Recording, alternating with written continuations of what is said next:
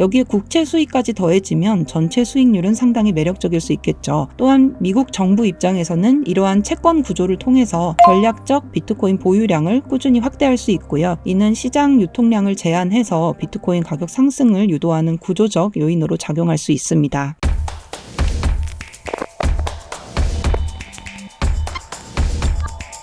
안녕하세요. 코빗 인사이트의 최윤영입니다. 비트코인으로 미국 정부의 부채 문제를 해결하자는 아이디어는 과거에도 여러 차례 제기된 바 있습니다. 하지만 구체적인 실행 방식이 불분명하다 보니 그동안은 이론적인 논의에만 머물러 있었는데요. 최근 이 논의의 방향성을 제시하는 제안이 나왔습니다. 그래서 오늘 영상에서는 이 내용이 무엇인지에 대해서 말씀드리려고 합니다.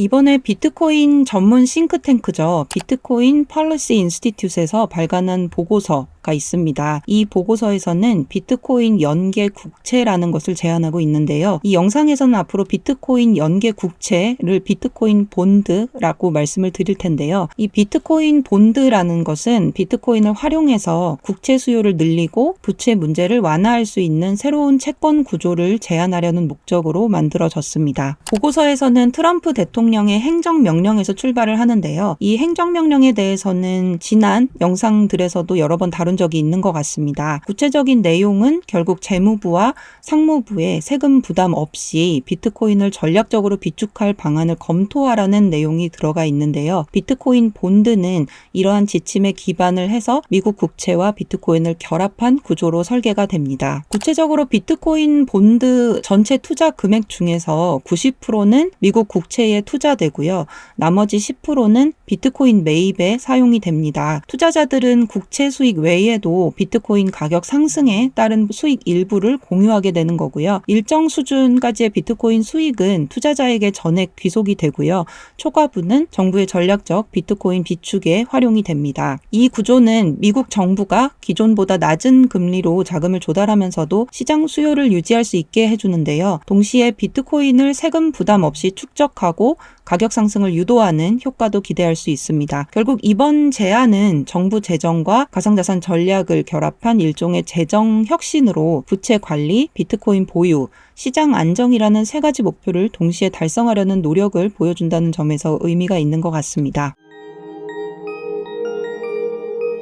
그렇다면 투자자들은 왜 비트코인 본드에 관심을 가지게 될까요? 핵심은 이 채권이 가진 독특한 리스크 리워드 구조에 있습니다. 앞서 말씀드렸듯이 비트코인 본드의 대부분은 미국 국채로 구성되어 있기 때문에 기본적으로 리스크가 낮은 편입니다. 미국 국채는 전통적으로 가장 안전한 자산으로 간주가 되고 구조적으로도 비트코인 가격이 0이 되더라도 국채에서 발생하는 안정적인 이자 수익 덕분에 원금 대부분을 회수할 수 있도록 설계가 되어 있습니다. 물론 원금을 회수하더라도 인플레이션으로 인해 실질 수익은 줄어들 수 있겠는데요. 하지만 보고서에서는 비트코인이 장기적으로 0에 수렴할 가능성은 낮다고 보고 있습니다. 오히려 비트코인 가격이 크게 하락하는 경우라면 디플레이션 가능성이 큰 거고요. 그 경우 화폐 가치가 상승하면서 실질 수익은 유지되거나 늘어날 수 있다라고 설명을 하고 있습니다. 반대로 인플레이션이 지속된다면 공급이 고정된 비트코인 같은 경우는 희소성이 강화되고 가격 상승 가능성도 커지게 되는 거고요. 중앙은행과 정부의 통화 공급 확대는 오히려 비트코인의 가치 저장 수단으로서의 매력을 더욱 부각시킬 수 있습니다. 그래서 요약해 드리자면 비트코인 가격이 급락하더라도 국채 수익이 손실을 일부 완충해 줄 수 있고 현실적으로는 비트코인의 중장기 상승 가능성에 투자 요인이 존재한다고 볼 수 있습니다. 그리고 보고서에 따르면 과거 수익률은 매우 높았지만 보수적으로 연 10%만 가정하더라도 10년 뒤에 비트코인 투자분만으로도 2배 이상의 수익이 가능하다고 분석하고 있습니다. 여기에 국채 수익까지 더해지면 전체 수익률은 상당히 매력적일 수 있겠죠. 또한 미국 정부 입장에서는 이러한 채권 구조를 통해서 전략적 비트코인 보유량을 꾸준히 확대할 수 있고요. 이는 시장 유통량을 제한해서 비트코인 가격 상승을 유도하는 구조적 요인으로 작용할 수 있습니다. 보고서에서는 비트코인 본드가 미국 정부 재정에 어떤 긍정적 효과를 가져올 수 있는지를 분석하고 있습니다. 먼저 현재 수준 금리로 수조 달러의 부채를 기존 10년 만기 국채로 재조달할 경우에 막대한 이자 비용이 발생하겠죠. 반면에 동일한 규모를 비트코인 본드로 조달을 한다면 국채 부분의 금리가 낮아져서 연간 이자 부담이 크게 줄어들고 10년간 수천억 달러의 이자 절감 효과를 기대할 수 있습니다. 그래서 이 부분은 세금 인상이나 예산 삭감 없이 가능한 재정 개선책으로 평가되고 있습니다. 또한 이 구조를 통해서 미국 정부는 국채를 발행하면서 비트코인을 함께 매입하게 되니까 시간이 지남에 따라 전략적 비트코인 보유량이 자연스럽게 늘어나게 됩니다. 보고서는 과거 비트코인 수익률을 기준으로 다양한 시나리오를 제시하고 있는데요. 보수적인 경우에도 10년간 약 220만 개의 비트코인을 축적할 수 있다고 분석을 합니다. 현재 미국 정부가 약 20만 개를 보유하고 있는데 이거의 10배가 넘는 수준이고요. 국가 부채를 상쇄하거나 상환하는 데 활용 가능한 자산이 될 수 있습니다. 이러한 수치들은 보수적인 수익률 가정에 기반한 것이고요. 저자들은 실제 수익이 더 클 가능성도 있다고 분석하고 있습니다. 장기적으로 이런 비트코인 본드 프로그램이 확대가 되면 수십조 달러 규모의 전략적 자산이 구축될 수 있다는 점도 강조를 하고 있습니다. 투자 유인을 높이기 위한 방안으로는 비트코인 본드 투자자에게 국채 이자와 비트코인 수익에 대한 세금 면제를 제한하고 있습니다. 이를 통해서 비트코인 본드를 저위험 고수익의 장기 투자 수단으로 포지셔닝하고 미국 국민의 세대 간 부축적 수단으로 활용할 수 있다는 논리입니다. 보고서는 이렇게 다양한 수익률 시나리오를 제시하고 있고 보수적인 가정만으로도 인플레이션에 따른 화폐 가치 하락을 상쇄할 수 있는 실질 수익을 기대할 수 있다고 결론 짓고 있습니다.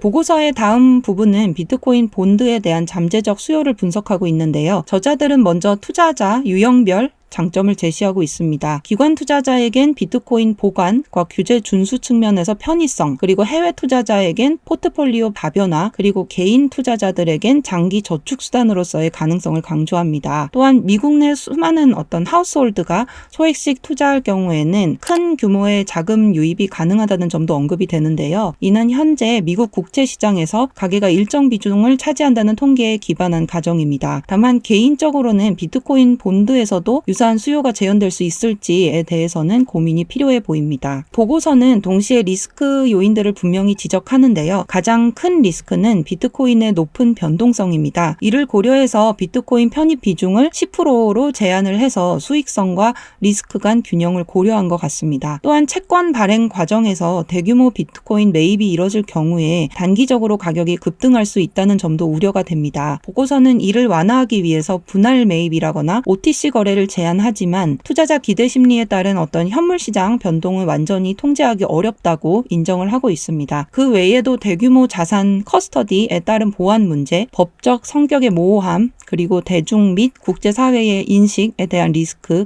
등이 주요 이슈로 지적되고 있습니다. 이에 대한 대응책으로 보고서는 파일럿 프로그램 도입을 제안하고 있습니다. 대통령 직속 가상자산 실무 그룹이 주도를 해서 수개월간 일정 규모로 시범 발행을 실시하고 이후에 정책 수립 및 입법을 거쳐서 점진적으로 발행 규모를 확대해 나가자는 것인데요. 최종적으로는 미국 정부 조달 자금의 최대 20%를 비트코인 본드로 전환하는 것이 목표라고 합니다. 비금융적인 이점도 언급되고 있는데요. 비트코인 본드는 미국의 기술 리더십과 혁신 국가로서의 이미지를 강화하는 수단으로도 활용될 수 있다는 것입니다. 그래서 정책 실행을 위해서 재무부가 타당성 검토를 주도하자라든가 발행 후 효과를 지속적으로 평가하자고 제안하고 있습니다. 다만 투자자분들 중에서는 왜 굳이 비트코인 본드를 사야 할까라고 의구심을 제기하실 수도 있을 것 같습니다. 개인이 직접 90%를 국채에 그리고 10%를 비트코인에 투자하면 더 높은 수익률을 기대할 수도 있고 비트코인 수익도 100% 본인이 가져갈 수 있다는 부분이 있는 거죠. 그리고 정부와 수익을 나누는 구조를 선택할 이유가 사실 분명하지 않다는 점에서 비트코인 본드 자체적인 설계에 대한 부분도 고민이 필요해 보입니다. 비트코인 본드가 실제 도입이 된다면 비트코인과 시장 전반에 어떤 영향을 미칠 수 있을까요? 하지만 가까운 시일 내에 출시된다고 가정을 해본다면 장기적으로는 비트코인 본드가 발행 시마다 일정 비율의 자금이 비트코인 매입에 사용되기 때문에 수요가 많을수록 가격 상승 압력으로 작용이 될 거고요. 특히 기존 ETF와 달리 보유한 비트코인을 쉽게 매도하지 않는 구조이기 때문에 시장에 유통되는 공급량이 줄어드는 효과도 있을 것 같습니다. 이는 가격 가격 상승 요인이 될 수 있지만 반대로 시장이 급락할 경우에는 채권 보유자들의 어떤 심리적 불안으로 인해서 추가 매도 압력이 생길 수 있다는 점은 양면성을 가지는 것 같습니다. 그리고 더 나아가서 국채 수요 분산 효과로 인해서 미국 국채 금리가 낮아질 가능성도 있습니다. 이 경우에는 전반적인 장기 금리가 하락하면서 위험자산 선호 증가하고 그리고 가상자산 시장 전반에 긍정적 효과로 이어질 수 있다고 생각이 듭니다. 앞서 말씀드린 대로 비트코인 본드의 실질 수요가 어떨지는 잘 모르겠지만 국채와 비트코인을 병행하는 어떤 바벨 전략은 투자 측면에서 유효한 접근이라고 생각이 듭니다. 그리고 지금 미국에서도 이러한 구조를 다양한 방식으로 현실화할 수 있는 방안을 고민하고 있다는 점에서 비트코인을 활용한 새로운 형태의 재정 전략 논의는 계속 이어질 것으로 예상이 됩니다. 네, 오늘 영상은 여기까지고요. 궁금하신 부분은 댓글로 남겨주시면 답변 드리도록 하겠습니다. 감사합니다.